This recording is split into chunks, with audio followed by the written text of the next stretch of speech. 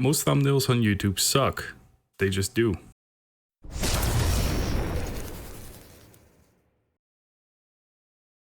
Hey, what's up? My name is Richard, and here at Holes Media, it is my mission to help you make better content for your channel. So let's dive straight into making thumbnails and what they can do for you. Now, thumbnails, as also titles, are the driving force behind people clicking on your video. With a good thumbnail, you can also make your personality shine through. However, most thumbnails on YouTube suck.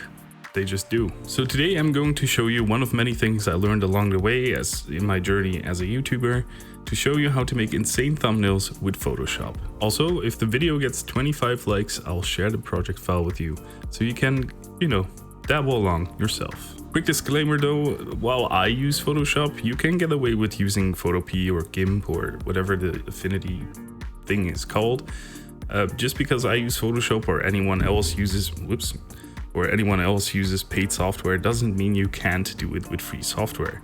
It's easier for me since I already have the Adobe suite. This is going to be an in-depth view of how I make most of my thumbnails nowadays. So the video is going to be a little bit longer. I'm gonna try and get it through it a little bit faster, so pause the video if you need to. Go get yourself a coffee and let's dive straight into it. So to make a thumbnail like I did, we're going to need a few things. First, a subject. This will be your face if you do IRL content or a character from a game, etc. 2. A fitting background. The background doesn't need to thematically be similar, but it should offer some more insight to what is going on. In my example, I used Genji from a game called Overwatch, and one of the maps you'll find in game, for example. 3. Fitting effects.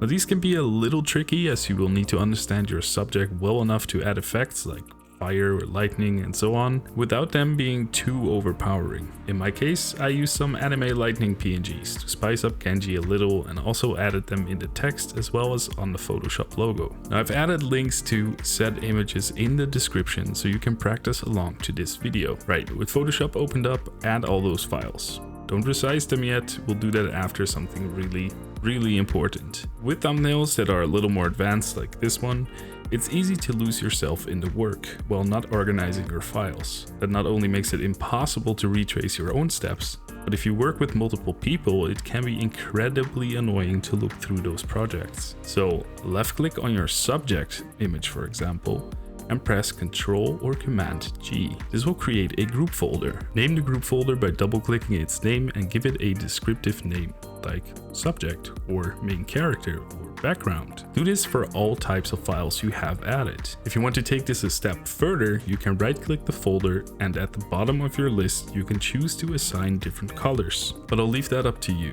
It might seem mundane, but this is a really good habit to build to create very clear project files. Okay, let's get into the actual editing. First off, let's fix that background real quick. With the background selected, click on the adjustment layer icon at the bottom right and select a gradient map.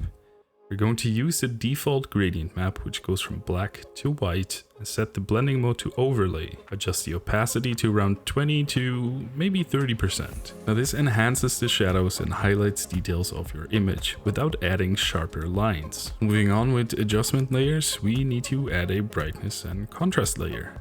Set the brightness down by a lot and add tons of contrast. No blending mode changes here. This preserves some detail in your background, but also make sure it doesn't overpower your subject. Play around with the settings here at the start and adjust them as you move on in your project, since the settings might change a little bit. Next up in the adjustment layers is another gradient map. This is where we decide the general colors of the background. If you don't really know what colors you are going to use for your text yet, just take a look at your subject. What are its most present colors and build off of that. In my case, I'll use one of the grace presets to make the background take a step back, pun intended. Usually I set the style from linear to radial because it makes the gradient look more natural. Again, we're changing the blending mode to overlay and adjust the opacity to your liking. Mine is usually around 65 to maybe even 80%. Depends on the background though. Last but not least, we'll add a hue and saturation adjustment layer. This is more a preparation for when specific parts of our background don't fit, or you want, for example, a blue sky to be green instead, if your theme is going to be all green, for example. To do that, all you have to do is click on the hand icon and select the color range you want to change, then adjust the hue to your liking. Don't forget that you can adjust the range of colors selected, so you can get really accurate results. With the background done, let's move on to our subject, or the main character. I'll go over this one a little bit quicker since we just went over the basic effects already. We will add a gradient map layer as an overlay, again to adjust the character details. For more accurate results, you can also use a levels layer, but I personally just use a gradient map. A brightness and contrast layer to add a little bit of contrast while taking the brightness just a tad down. Another gradient map with the blending mode set to color to decide the actual colors or to enhance already present colors. In my case, I use it to give the shadows on my character some more purple color. Use between 10 and 18% opacity to enhance colors here.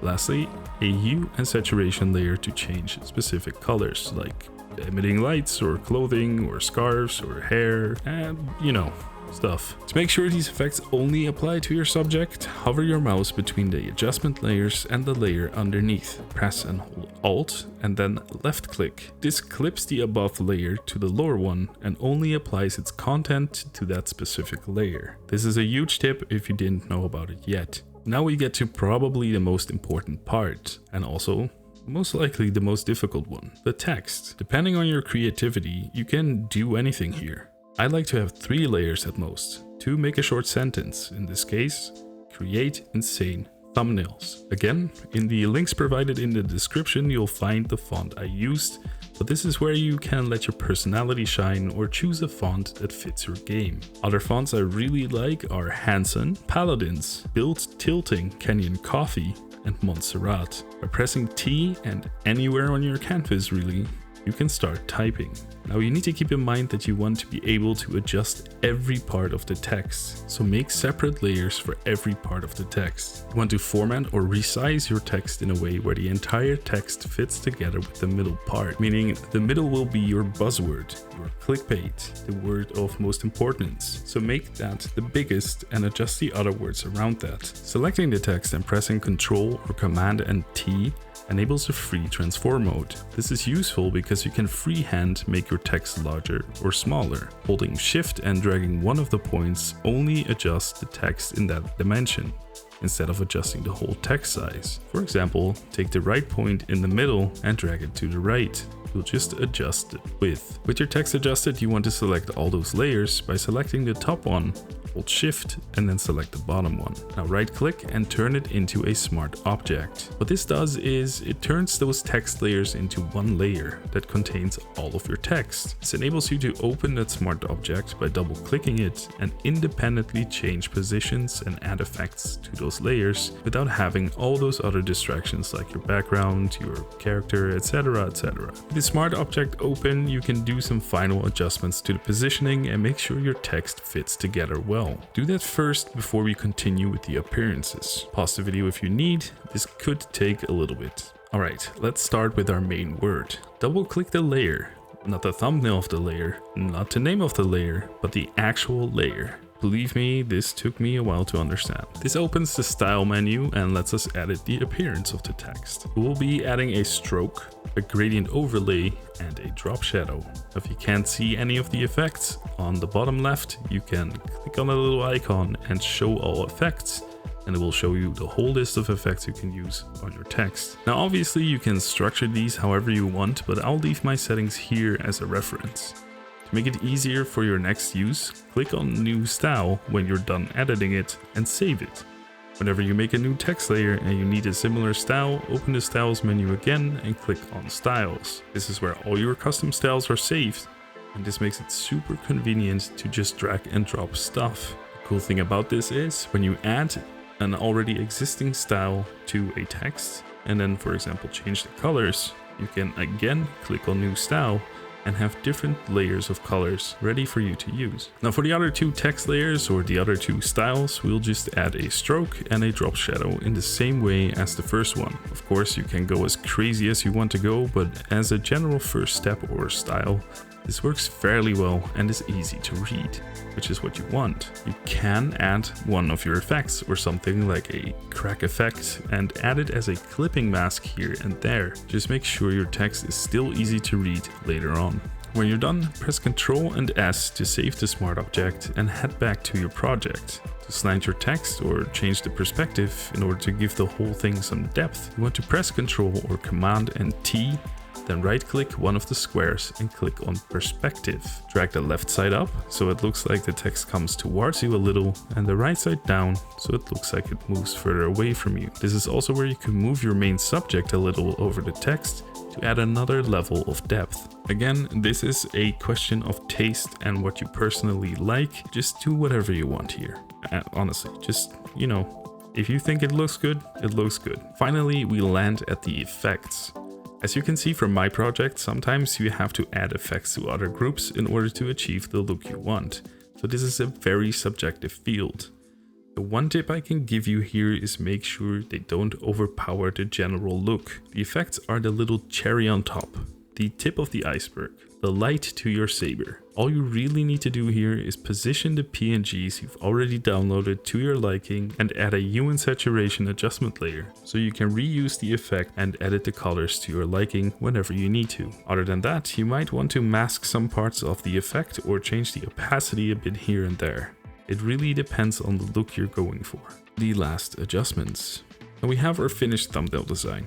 So it's time to compress all the layers and edit the final look of it. Select all your layers. Again, start at the top, hold Shift and select the bottommost layer, and press Ctrl or Command J to duplicate them, then Ctrl or Command E to merge them all into one single layer. This makes a layer with everything in it, while having all your separate layers still intact. With the layer selected, you want to click on Filter at the top right and then select Camera Filter Raw. Camera Filter Raw is an insanely powerful tool and is like a secret weapon where you can change almost anything color, contrast and detail wise. A general rule here is to lightly edit the saturation, bring some liveliness in it, add some shadows back in, make the blacks blacker and up the whites a bit. Then add some contrast and you should have a result along the lines of this. Now don't get me wrong, you can add custom gradients or go full wild, but that takes some practice and getting used to this tool.